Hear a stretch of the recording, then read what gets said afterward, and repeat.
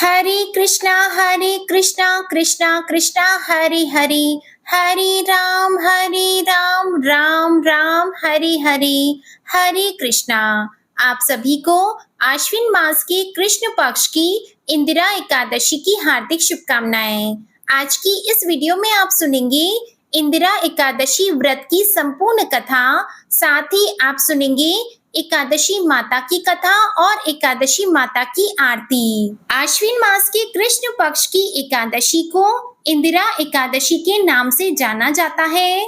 कुछ स्थानों पर इसे इंदिरा 11 भी कहते हैं। इंदिरा एकादशी का व्रत रखने और इसकी कथा को सुनने से मनुष्यों की सभी मनोकामनाएं पूर्ण होती हैं तथा पितरों को मोक्ष प्राप्त होता है। क्योंकि यह एकादशी पितृ पक्ष में आती है, इसलिए इस एकादशी पर भगवान श्री हरि विष्णु जी और माता लक्ष्मी जी की कृपा पाने के लिए आपको पूरे विधि विधान से इस एकादशी की व्रत को रखना चाहिए तथा इसकी कथा को अवश्य ही सुनना चाहिए।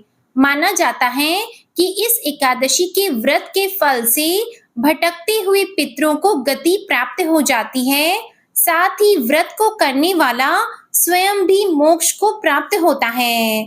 इस एकादशी के दिन शालिग्राम जी की पूजा करके व्रत किया जाता है तथा तुलसी माता की भी विशेष कृपा प्राप्त होती है। तो आइए बड़ी ही श्रद्धा और प्रसन्न चित्त मन से आप सभी भक्तजन इंदिरा एकादशी की व्रत कथा को सुनिए। महाभारत युद्ध में मारे गए अपने सगे संबंधियों की आत्मा को मोक्ष दिलाने, उन्हें संतुष्ट करने की इच्छा से धर्मराज युधिष्ठिर ने भगवान श्री कृष्ण से आश्विन मास के कृष्ण पक्ष की एकादशी के बारे में पूछा कि हे प्रभु, अब आप कृपा करके आश्विन मास के कृष्ण पक्ष की एकादशी की कथा को कहिए। इस एकादशी का क्या नाम है और इस व्रत को करने से कौन सा फल प्राप्त होता है, सब कुछ विस्तार पूर्वक कहिए।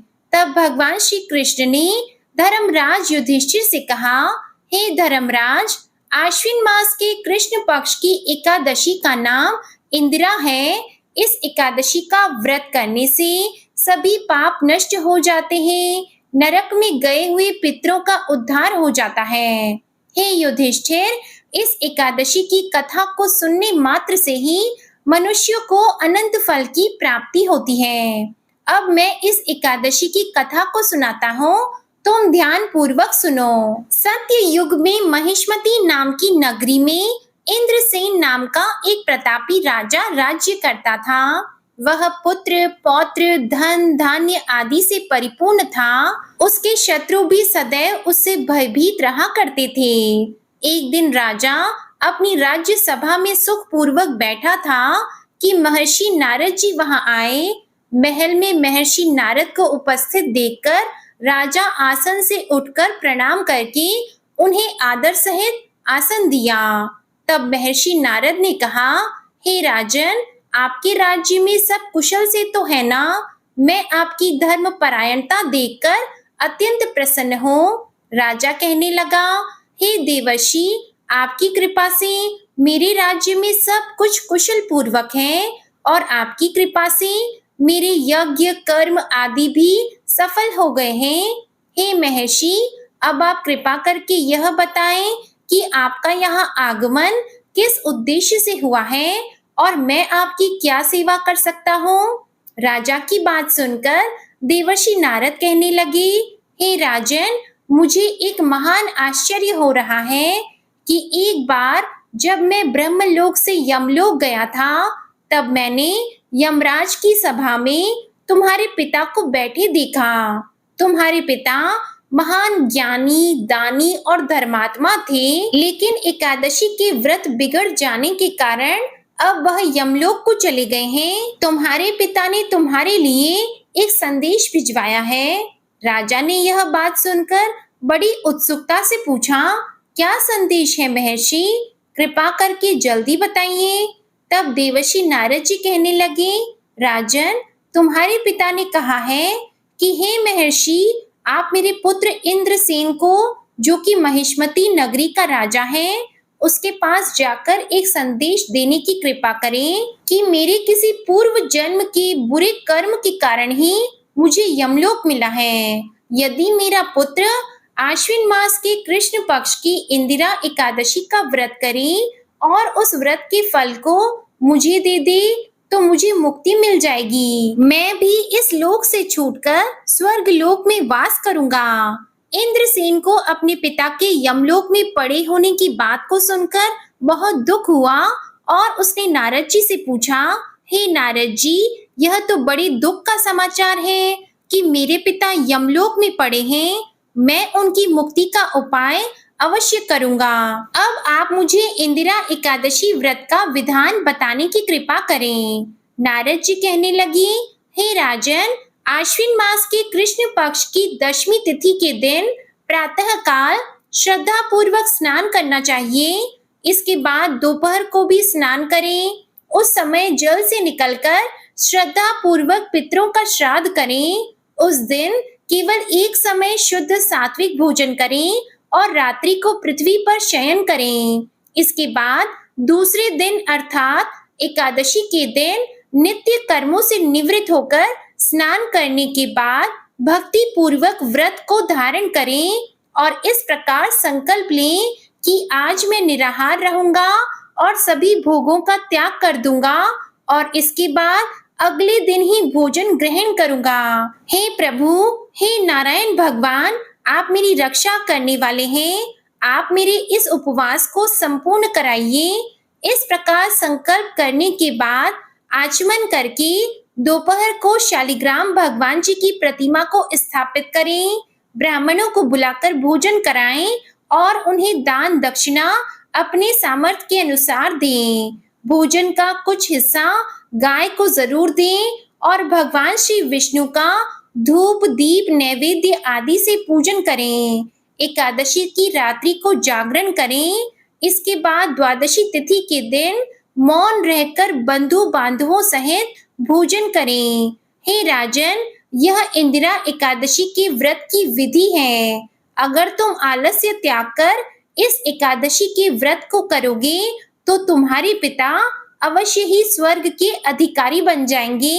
उन्हें भी मोक्ष मिल जाएगा। देवर्षि नारद इस प्रकार राजा को व्रत का सब विधान समझाकर अंतर ध्यान हो गए। राजा ने फिर इंदिरा एकादशी के आने पर उसका विधि विधान पूर्वक व्रत किया। बंधु बांधव सहित इस व्रत को करने से आकाश से पुष्पों की वर्षा हुई और राजा के पिता यमलोक से रथ पर चढ़कर स्वर्ग लोक को चले गए। इस एकादशी के प्रभाव से ही राजा इंद्रसेन भी इस लोक में सुख भोग कर अंत में स्वर्ग लोक को गए। भगवान श्री कृष्ण ने धर्मराज से कहा, हे धर्मराज, यह मैंने तुम्हारे सामने एकादशी के महात्म्य का वर्णन किया। इस एकादशी के पढ़ने और सुनने मात्र से ही सभी पापों का नाश हो जाता है और अंत में मनुष्य स्वर्ग लोक का अधिकारी बन जाता है। प्रेम से बोलिए भगवान श्री लक्ष्मी नारायण जी की जय। अब सुनिए एकादशी माता की कथा। एक बार एक राज्य में एक राजा रहा करता था। राजा बहुत ही बुद्धिमान और बलशाली था। राजा सदा ही अपनी प्रजा का बहुत अच्छे से ध्यान रखता था। प्रजा भी राजा को बहुत पसंद करती थी। राजा की 2 बेटियां थी। राजा अपनी दोनों बेटियों से बहुत प्रेम करता था। राजा की छोटी बेटी देखने में बहुत सुंदर और आकर्षित थी और राजा की बड़ी बेटी छोटी बेटी के मुकाबले थोड़ी कम सुंदर थी। राजा की छोटी बेटी माता की पूजा किया करती थी और सभी लोग राजा की छोटी बेटी से बहुत प्रेम करते थे और बहुत प्रशंसा किया करते थे। राजा भी अपनी छोटी बेटी को बड़ी बेटी से अधिक प्रेम करता था, जिसके कारण राजा की बड़ी बेटी को अपनी छोटी बहन से बहुत नफरत होने लगी थी। राजा की दोनों बेटियां जब बड़ी हो गई तब एक पड़ोस के राज्य में रहने वाले राजकुमार राजा की बड़ी बेटी के लिए रिश्ता लेकर आया। लेकिन जैसे ही उस राजकुमार की नजरें राजा की छोटी बेटी पर पड़ी तो वह राजकुमार राजा की छोटी बेटी पर आकर्षित हो गया और छोटी बेटी से पहली नजर में प्रेम करने लगा। उस राजकुमार ने राजा की बड़ी बेटी के साथ विवाह करने से मना कर दिया और उसने राजा से कहा कि मैं आपकी छोटी बेटी से विवाह करना चाहता हूँ। ये सब देखकर राजा की बड़ी बेटी अपनी छोटी बहन से बहुत क्रोधित हो गई और राजा की बड़ी बेटी ने अपनी छोटी बहन को अपना सबसे बड़ा दुश्मन मान लिया। राजा की बड़ी बेटी ने अपनी छोटी बहन से बदला लेने का निर्णय किया। राजा की बड़ी बेटी ने अपनी छोटी बहन को जान से मारने का उपाय सोचा। राजा की बड़ी बेटी ने अपनी छोटी बहन को मारने के लिए सबसे पहले एक लड्डू में जहर मिलाकर अपनी छोटी बहन को दे दिया और उसको लड्डू खाने के लिए कहा। लेकिन लड्डू खाने के बाद भी छोटी बहन को कुछ भी नहीं हुआ। बड़ी बहन ये देखकर बहुत आश्चर्यचकित हो गई, लेकिन बड़ी बहन ने हार नहीं मानी। जब उसकी छोटी बहन रात में कमरे में सो रही थी, तब उसने एक मटके में सांप रखकर उसके कमरे में छोड़ दिया, लेकिन सांप भी छोटी बहन का कुछ नहीं कर पाया। जिसके बाद बड़ी बहन ने अपनी छोटी बहन से कहा कि चलो हम लोग कुएं में से पानी भर कर लाते हैं, जिसके लिए वह अपनी छोटी बहन को पानी भरने के बहाने कुएं के पास ले गई और उसने अपनी छोटी बहन को कुएं में धक्का दे दिया। लेकिन छोटी बहन को तब भी कुछ नहीं हुआ, क्योंकि हर बार ग्यारस माता उसकी रक्षा कर रही थी और उधर बड़ी बहन अपने सारे प्रयास के बाद भी असफल हो रही थी, जिससे वह बहुत क्रोधित हो गई और फिर उसने अपनी छोटी बहन के पास जाकर उससे प्रश्न किया कि मेरी छोटी बहन, क्या तुमको पता है कि भगवान ने सबको मृत्यु एक निश्चित समय पर लिखी हुई है और कैसे तुम्हारी या मेरी मृत्यु होगी, क्या ये तुम जानती हो? तब छोटी बहन ने अपनी बड़ी बहन को बताया कि हाँ दीदी, मैं तो जानती हूँ मेरी मृत्यु कैसे होगी। छोटी बहन से ये सब बातें सुनकर बड़ी बहन मन ही मन बहुत प्रसन्न होने लगी और उसने अपनी छोटी बहन से कहा कि तो तुम मुझे अपनी मृत्यु का राज बताओ। तब छोटी बहन ने अपनी बड़ी बहन से कहा कि मेरी मृत्यु तो एक तोते में है। जो तोते के गले में एक हार है, उससे मेरी मृत्यु होगी। जब तक कोई भी व्यक्ति तोते को मारकर उस हार को अपने गले में पहनेगा तो मैं मूर्छित हो जाऊंगी और जैसे ही उस हार को अपने गले से उतारेगा तो मैं वापस से जीवित हो जाऊंगी। अपनी छोटी बहन की मृत्यु का राज जानकर बड़ी बहन बहुत खुश हुई और उसने अपनी छोटी बहन को मारने के लिए उसके पालतू तोते को ढूंढना शुरू कर दिया। और छोटी बहन को इस बात का आभास हो गया था कि कोई उसकी जान लेना चाहता है, जिसके लिए वह अपने पिताजी के पास गई और उसने अपने पिताजी से कहा कि पिताजी, मेरी मृत्यु के बाद आप मुझे मत जलाइएगा, बल्कि आप मुझे अपनी पुरानी वाली हवेली में एक पलंग में लिटाकर छोड़ दीजिएगा। अपनी छोटी लड़की की ये बातें सुनकर राजा बहुत आश्चर्यचकित हो गया। राजा ने अपनी छोटी बेटी से पूछा कि बेटी, तुम ये क्या कह रही हो? तब राजा की छोटी बेटी ने बताया कि पिताजी, समय किसी के लिए नहीं रुकता है, क्या कब किसको हो जाए इसका किसी को कुछ नहीं पता।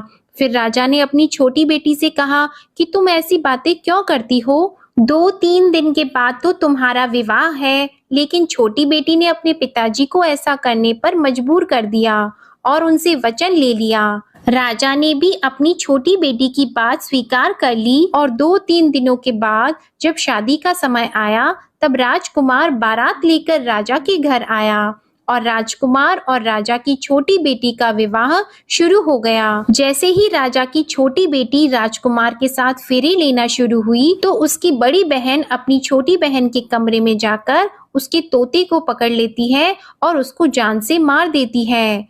तोते के गले में जो हार था उसको अपने गले में धारण कर लेती है और जैसे ही बड़ी बहन उस हार को अपने गले में धारण करती है, तो उधर छोटी बहन 3.5 ही फेरे ले पाती है और वहीं पर बेहोश होकर गिर जाती है। जिसके बाद राजा ने बड़े बड़े दर्द हकीमों को बुलाया और अपनी छोटी बेटी का इलाज करने के लिए कहा। राजा की बात सुनकर जब वैद्य ने छोटी बेटी को देखा, तो राजा को बताया कि आपकी छोटी बेटी ना तो जीवित है और ना मरी हुई है। ऐसा मैं पहली बार देख रहा हूँ। राजा ने वैद्य और हकीम को ये बात बाहर बताने से मना कर दिया और उनको कहा कि अगर तुमने ये बात किसी को बाहर बताई तो हम तुमको फांसी दे देंगे। राजा ने अपनी छोटी बेटी को पुराने महल में जाकर एक पलंग में लेटा दिया और वहां पर कुछ सैनिकों को तैनात कर दिया। इसके बाद राजा वापस अपने महल पर आ गया। राजा की बड़ी बेटी अपने पिताजी के पास आई और कहने लगी कि पिताजी, अगर ये शादी संपन्न नहीं हुई तो आपकी इज्जत का क्या होगा? आप कहें तो मैं आपकी इज्जत बचाने के लिए राजकुमार से शादी करने के लिए तैयार हूँ। जिसके बाद राजा ने अपनी बड़ी बेटी की बात मान ली और राजा ने बड़ी बेटी को छोटी बेटी के कपड़े पहनाकर मंडप में भेज दिया। लेकिन राजकुमार ये जान गया कि ये राजा की छोटी बेटी नहीं है, बल्कि ये राजा की बड़ी बेटी है। लेकिन जब राजकुमार ने शादी करने से मना किया तो सभी लोगों ने राजकुमार को बेबस करके राजा की बड़ी बेटी से बचे हुए फेरों को संपन्न करा दिया और विवाह संपन्न हुआ। जिसके बाद राजकुमार राजा की बड़ी बेटी को अपने महल में ले गया। विवाह होने के बाद राजकुमार उससे ना तो बात करता था, ना उसे पसंद करता था और ना ही उसके आसपास भटकता था। और राजकुमार ने ये फैसला लिया था कि वह अपनी प्रेमिका को ढूंढ कर रहेगा और ये जानकर रहेगा कि उसके साथ क्या हुआ है। एक दिन राजकुमार अपने घोड़े पर सवार होकर राजा के पुराने महल के पास पहुंचा, जहां पर उसने कुछ सैनिकों को देखा। महल के पास पहुंचकर राजकुमार ने जब महल को ध्यान से देखा तो वह समझ गया कि ये तो हमारे ससुर जी का महल है। तब राजकुमार ने सैनिकों से पूछा कि तुम लोग यहाँ क्या कर रहे हो और इस महल के अंदर उस पलंग में कौन लेटा है? जिसके बाद सैनिकों ने बताया कि यहाँ पर राजा की छोटी बेटी लेटी है। ये सुनकर राजकुमार बहुत प्रसन्न हो गया और वह तुरंत अपनी प्रेमिका के पास पहुंच गया और उसकी सेवा करने लगा। जैसे ही रात हुई तो राजा की छोटी बेटी उठकर खड़ी हो गई। राजकुमार ये देखकर बहुत खुश हो गया और उसने अपनी प्रेमिका से पूछा कि तुम यहाँ क्या कर रही हो? तुम मेरे साथ मेरे घर चलो। राजा की छोटी बेटी ने राजकुमार को सारी बातें बता दी कि मेरी जान एक तोते में बसती थी और मैंने ये बात सिर्फ अपनी बड़ी बहन को बताई थी और मुझे पता है कि उसने ही मुझे मारने का प्रयास किया है।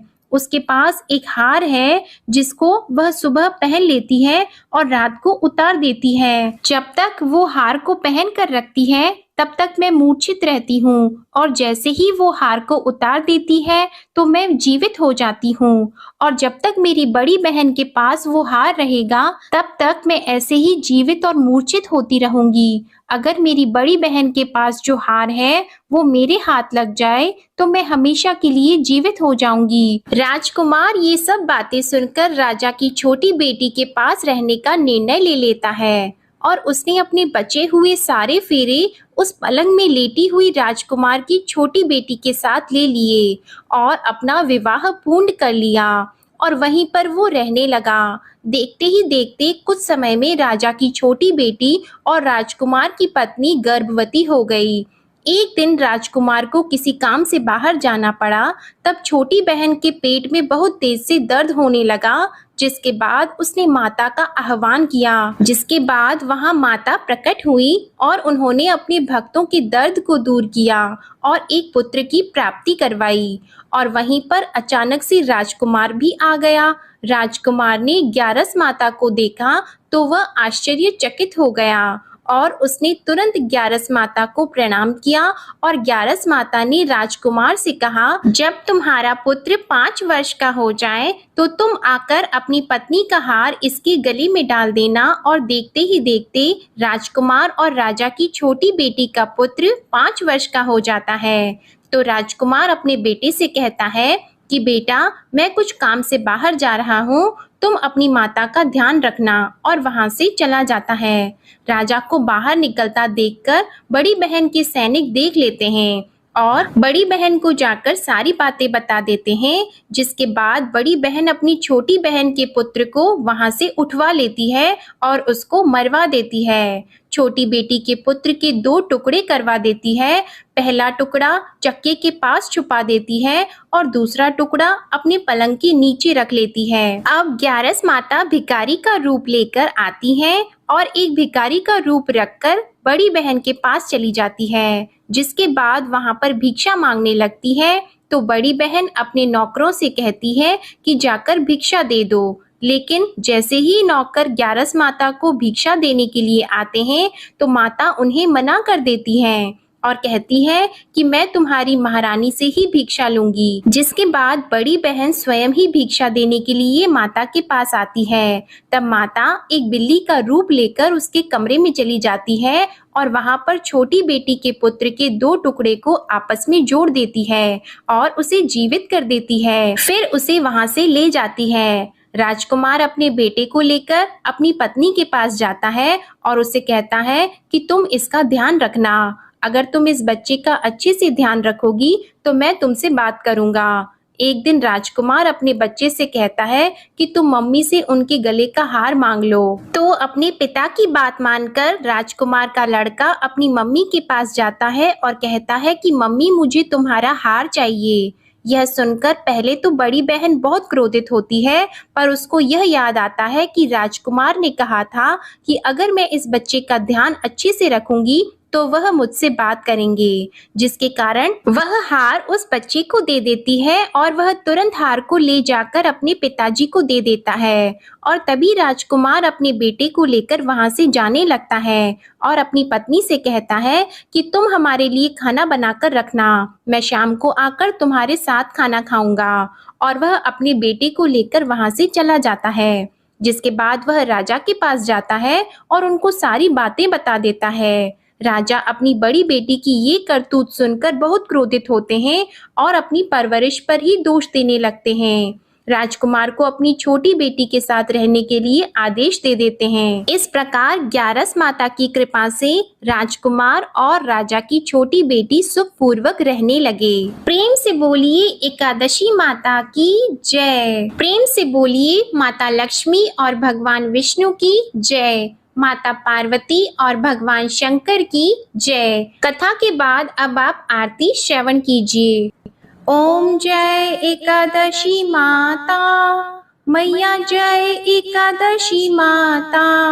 विष्णु पूजा व्रत को धारण कर, विष्णु पूजा व्रत को धारण कर, शक्ति मुक्ति पाता। ओम जय एकादशी माता, तेरे नाम गिनाऊं देवी, भक्ति प्रदान करनी, मैया भक्ति प्रदान करनी। गण गौरव की देनी, गण गौरव की देनी, माता शास्त्रों में वरनी।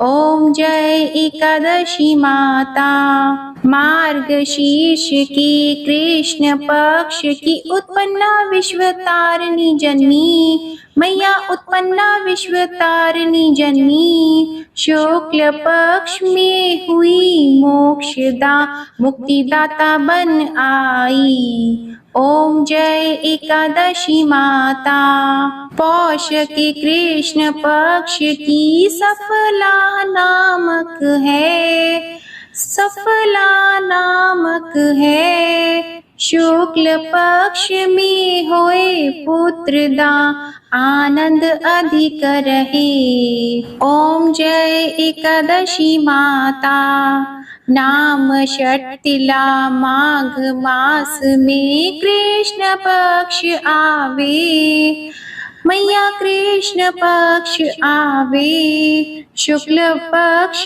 में जया कहावे, शुक्ल पक्ष में जया कहावे, विजय सदा पावे। ओम जय एकादशी माता, विजया फागुन कृष्ण पक्ष में शुक्ला आमल की, मैया शुक्ला आमल की। पाप मोचनी कृष्ण पक्ष में चैत्र महाबली की। ओम जय एकादशी माता, चैत्र शुक्ल में नाम कामदा, धन देने वाली, मैया धन देने वाली। नाम वरूथिनी कृष्ण पक्ष में, नाम वरूथिनी कृष्ण पक्ष में, वैशाख माह वाली। ओम जय एकादशी माता। शुक्ल पक्ष में होई मोहिनी, अपराजिष्ट कृष्ण पक्षी। नाम निर्जला सब सुख करनी, नाम निर्जला सब सुख करनी। शुक्ल पक्ष रखी, ओम जय एकादशी माता। योगिनी नाम आषाढ़ में जानो, कृष्ण पक्ष करनी। देव शयनी नाम कहायो, शुक्ल पक्ष धरनी। ओम जय एकादशी माता। कामिका श्रावण मास में आवे, कृष्ण पक्ष कहिए। श्रावण शुक्ला होए पवित्रा, आनंद से रहिए। ओम जय एकादशी माता। अजा भाद्रपद कृष्ण पक्ष की परिवर्तिनी शुक्ला, इंद्रा आश्विन कृष्ण पक्ष में, इंद्र आश्विन कृष्ण पक्ष में रत से भवसागर निकला। ओम जय एकादशी माता। पापंकुशा है शुक्ल पक्ष में, आप हरनहारी। रमा मास कार्तिक में आवे, सुखदायक भारी। ओम जय एकादशी माता। देवोत्थानी शुक्ल पक्ष की, दुख नाशक मैया, मैया दुख नाशक मैया। पावन मास में करूं विनती, पावन मास में करूं विनती। पार करो नैया। ओम जय एकादशी माता।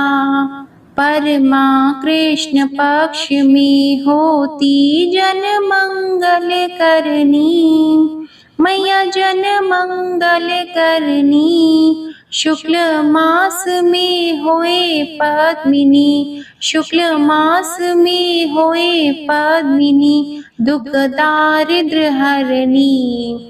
ओम जय एकादशी माता। जो कोई आरती एकादशी की, भक्ति सहित गावे, मैया भक्ति सहित गावे। जन गुर्दिता स्वर्ग का वासा, जन गुर्दिता स्वर्ग का वासा। निश्चय वह पावे। ओम जय एकादशी माता। ओम जय एकादशी माता। ओम जय एकादशी माता। प्रेम से बोलिए एकादशी माता की जय। प्रेम से बोलिए लक्ष्मी नारायण भगवान जी की जय। आशा करती हूँ आप सभी का इंदिरा एकादशी का व्रत सफल हो और भगवान श्री विष्णु जी और माता लक्ष्मी जी की कृपा आप और आपके पूरे परिवार पर सदा बनी रहे। आज की कथा पसंद आई हो तो वीडियो को लाइक कीजिएगा, शेयर कीजिएगा, कमेंट में श्री लक्ष्मी नारायण जी की जय लिखिएगा और चैनल को भी सब्सक्राइब कीजिएगा। जय जय श्री राधे कृष्णा।